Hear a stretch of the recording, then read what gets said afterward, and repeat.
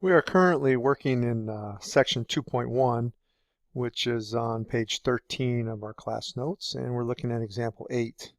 So we want to consider the function y equals x squared minus 4x, specifically at the point 1, negative 3. So in the first part, part A, we want to find the slope of the curve at the given point P. And in part B, then we're going to find an equation of the tangent line at P. So as you've been reading the notes and studying, in part A, the first thing we want to think about is we want to find a secant slope and then turn that into a tangent line slope. So the secant slope is change in y divided by change in x, which you guys have probably seen many times in algebra and pre-calculus, this difference quotient here that it's called, where we want to evaluate f of x plus h, where h is a small number, small distance away from x. So f of x plus h minus f of x divided by h. So that's a secant line between the point at x, where we're on the curve, and the point x plus h on the curve.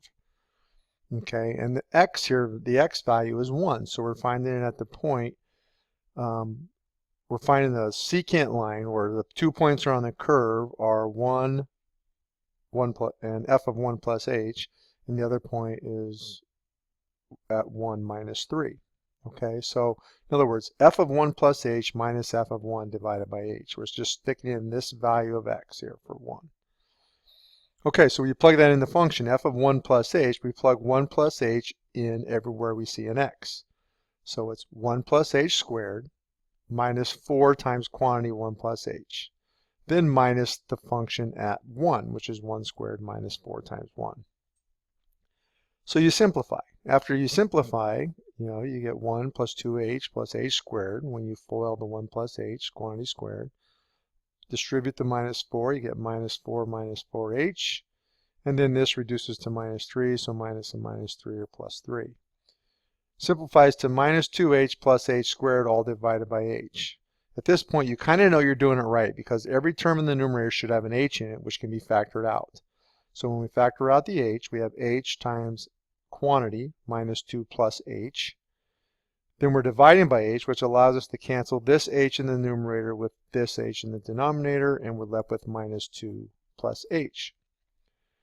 So the slope of the tangent line at the point where x is equal to 1, this point 1 minus 3, is where we let h approach 0. So in other words, h is getting really, really small, so it's a limit, which we haven't totally defined yet, but we're letting h get really close to 0.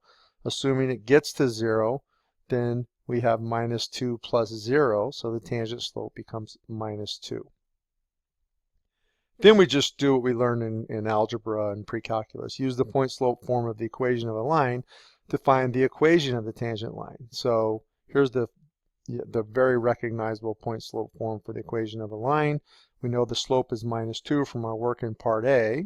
This is really the calculus stuff. This is back to algebra. And the point we're looking at is the point 1 minus 3. So you plug those things in, you simplify, you get y equals minus 2x minus 1.